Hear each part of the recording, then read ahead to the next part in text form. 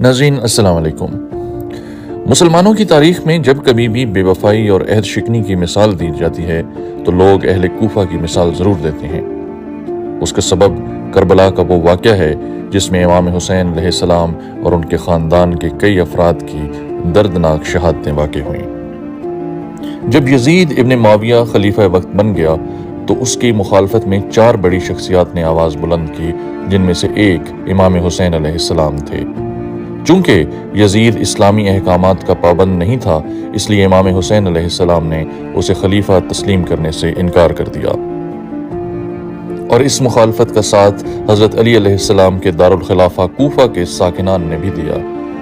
کوفہ سے امام حسین علیہ السلام کو ہزاروں لوگوں نے خطوط بھیجے کہ آپ حق بجانب ہیں اور ہم آپ کے ساتھ ہیں، خلافت کے اصل حقدار صرف آپ ہیں، اس لیے آپ کوفہ تشریف لائیں تاکہ ہم آپ کے ہاتھ پہ بیعت کر سکیں۔ امام حسین علیہ السلام نے جب بڑی تعداد میں لوگوں کے خطوط وصول کیے تو اپنے نائب جناب مسلم بن عقیل کو کوفہ روانہ کیا تاکہ وہ کوفہ کے صحیح حالات کا جائزہ لیں اور انہیں آگاہ کریں۔ مسلم بن عقیل نے جب کوفہ پہنچ کر یہ دیکھا کہ یہاں کے لوگ واقعی حضرت امام حسین علیہ السلام کے ساتھ ہیں تو انہوں نے حضرت امام حسین علیہ السلام کو کوفہ بلانے کے لیے قاصد روانہ کر دیا۔ لہٰذا امام حسین علیہ السلام اپنے رفقا کو ساتھ لیے کوفہ کی جانب روانہ ہو گئے، جن میں مسلم بن عقیل کی اولادیں بھی شامل تھیں۔ اس دوران یزید نے بڑھتی مخالفت کے باعث کوفہ کے گورنر کے طور پر ابن زیاد کو منتخب کیا۔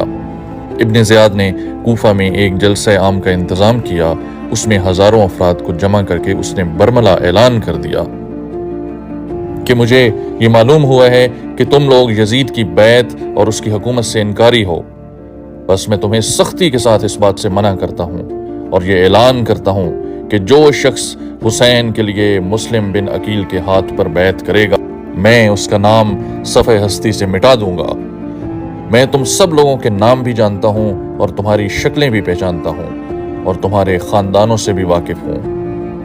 اس کی اس ہیبت ناک گفتگو کے نتیجے میں وہ ہزاروں کوفی جو حضرت امام حسین علیہ السلام کی حمایت اور غیر مشروط وفاداری کے علمبردار تھے، وہ اپنی بزدلی کے باعث انہی قدموں پر پیچھے ہٹ گئے اور بہت سے لوگ خوف کے مارے چھپ گئے۔ اس کے بعد ابن زیاد کو معلوم ہوا کہ حضرت مسلم بن عقیل اس وقت کوفہ کے ایک رئیس اور مالدار شخص کے گھر میں موجود ہیں جس کا نام ہانی ہے اور اہل بیت کے ساتھ محبت کرنے والا ہے۔ اس نے اپنے غلام سے کہا کہ تم ہانی کے گھر جاؤ اور یہ ظاہر کرو کہ تمہیں بصرہ والوں نے امام حسین علیہ السلام کے حق میں مسلم بن عقیل کے ہاتھ پر بیعت کرنے کے لیے بطور نمائندہ بھیجا ہے، اور یہ 3000 درم بھی لے جاؤ اور کہنا کہ انہوں نے بطور ہدیہ یہ پیسے بھی بھیجوائے ہیں، اس بہانے صحیح صورتحال سے آگاہ ہو کر مجھے خبر دو۔ چنانچہ وہ غلام ہانی کے گھر پہنچا، دروازہ کھٹکھٹایا اور کہا مجھے بصرہ والوں نے مسلم بن عقیل کے ہاتھ پر بیعت کرنے کے لیے بھیجا ہے۔ تو اس کی چکنی چپڑی باتوں میں آ گیا اور اندر حضرت مسلم کے پاس لے گیا۔ اس نے ان کے سامنے بھی وہ بات حلفاً کہی اور ان کے دست اقدس پر بیعت کرتے ہوئے 3000 درم ہدیہ کے طور پر پیش کیے۔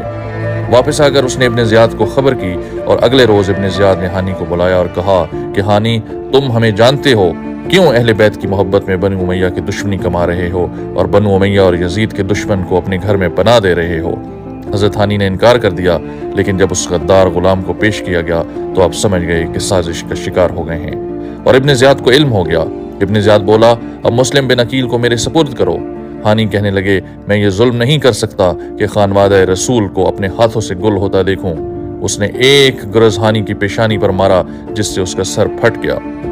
ہانی چونکہ کوفہ کے رئیس تھے اور امیر کبیر تھے، اس لیے ان کے قبیلے کے ہزاروں افراد ننگی تلواریں لے کر نکل آئے، اس خیال سے کہ ہانی قتل ہو گئے ہیں۔ یکا یک کوفہ کی گلیوں میں ایک عجیب و غریب مارکا بپا ہو گیا۔ امام حسین علیہ السلام کے نمائندے مسلم بن عقیل بھی تلوار لے کر میدان کارزار میں آ گئے۔ بعض روایات میں 4000 تعداد آئی ہے، لیکن بعض نے 14000 کی تعداد بیان کی ہے۔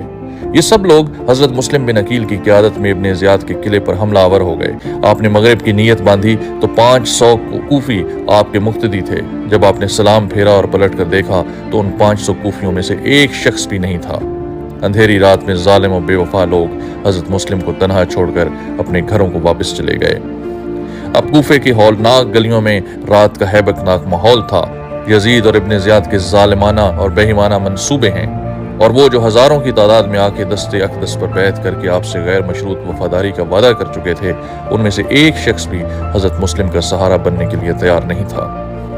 آپ ان بے حیاؤں کی بے غیرتی پر تعجب کرتے رہے، آخر تھک ہار کر ایک دروازے پر چپکے سے بیٹھ گئے کہ چلو دیوار سے ٹیک لگا کر رات کی کچھ گھڑیاں بسر کرتے ہیں، کہ اچانک دروازہ کھلا اور گھر کی مالکہ نے جھانکا اور کہا، اے بھائی تو کون ہے اور اس وقت میرے دروازے پر کیوں بیٹھا ہے؟ فتنے کا زمانہ ہے، سرکاری پہرے دار پھر رہے ہیں، کوئی سپاہی تمہیں گرفتار کر کے لے جائے گا۔ فرمانے لگے، میں مسلم بن عقیل ہوں، سارا دن صبح سے شام تک جہاد کرتا رہا ہوں، بھوکا پیاسا ہوں اور جسم تھک کر چور چور ہو چکا ہے، مجھے رات کی چند گھڑیاں آرام کر لینے دیں۔ وہ نیک بخت خاتون بھی اہل بیت سے محبت کرنے والی تھی اور دل میں محبت چھپائے ہوئے تھی۔ اس نے مسلم بن عقیل کو اپنے گھر میں جگہ دی، لیکن اسے کیا خبر تھی کہ اس کا بیٹا مسلم بن عقیل کی تلاش میں سرگرداں ہے۔ وہ جب رات کو پہنچا، اس کی ماں نے اپنے کام کو کار خیر سمجھتے ہوئے اپنے بیٹے سے کہا، آج ہمارے گھر میں گلستان محمدی صلی اللہ علیہ وسلم کا مہکتا ہوا پھول آیا ہے۔ اس کے بیٹے نے خونخوار آنکھوں سے دیکھا اور ابن زیاد کو خبر کر دی۔ ابن زیاد کے سپاہی آئے اور مسلم بن عقیل پر حملہ آور ہو گئے۔ دیر تک آپ نے دفاعی جنگ لڑی، لیکن تنہا تھے، گرفتار کر کے ابن زیاد کے پاس پہنچا دیے گئے۔ ابن زیاد نے آپ کو ہانی کے ساتھی قید میں رکھا۔ یہ خبر پھر کوفہ میں آگ کی طرح پھیل گئی اور کم و بیش 18,000 افراد پھر حضرت مسلم کی رہائی کے لیے آ گئے۔ ابن زیاد اہل کوفہ کی نفسیات اور بزدلی سے بخوبی واقف تھا۔ اسے علم تھا کہ یہ لوگ انتہائی بزدل، ڈرپوک اور کم ہمت ہیں، شیر کی طرح آگے آتے ہیں مگر مد مقابل کی تیور دیکھ کر فوراً ہی سہم جاتے ہیں۔ اس نے ان کی اس بزدلی، کم ہمتی اور بے غیرتی سے پورا فائدہ اٹھایا اور حضرت مسلم بن عقیل اور حضرت ہانی کو شہید کرنے کا فیصلہ کر لیا کہ ان حضرات کے سر کوفیوں کی بھیڑ میں پھینک دیے جائیں۔ ان کے کٹے ہوئے سر دیکھتے ہی ان کی یہ سب نعرہ بازی ختم ہو جائے گی اور یہ جوش و خروش پھول کر دم دبا کر بھاگ جائیں گے۔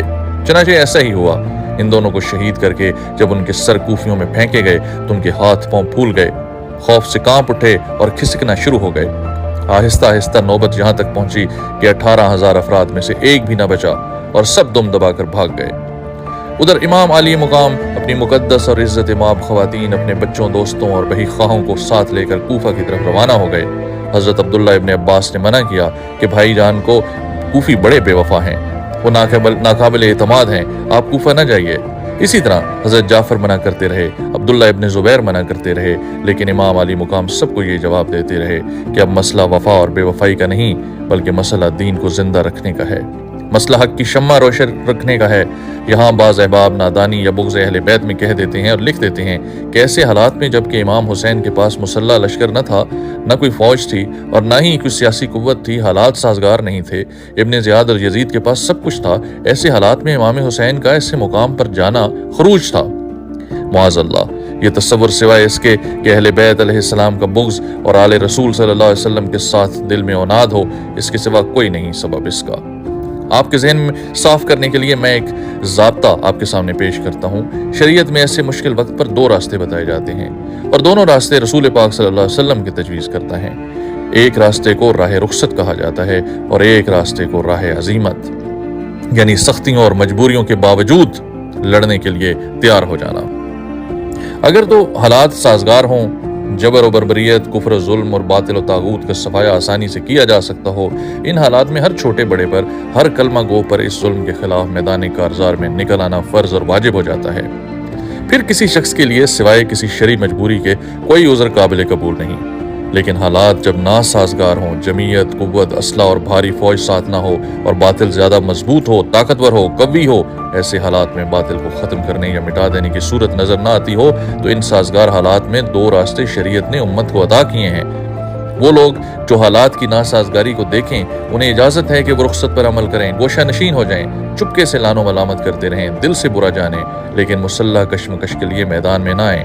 بے شک الگ تھلگ ایک گوشہ نشینی کی زندگی بسر کریں، یہ راہ رخصت ہے، اور ہر دور میں اکثریت رخصت پر ہی عمل کرتی ہے، اور راہ رخصت پر عمل کرنا اسلام میں حرام نہیں ہے اور نہ اللہ کی ناراضگی کا سبب۔ اسی لیے اللہ تعالیٰ نے ہر اضطراری حالت میں رخصت کی اجازت دے رکھی ہے۔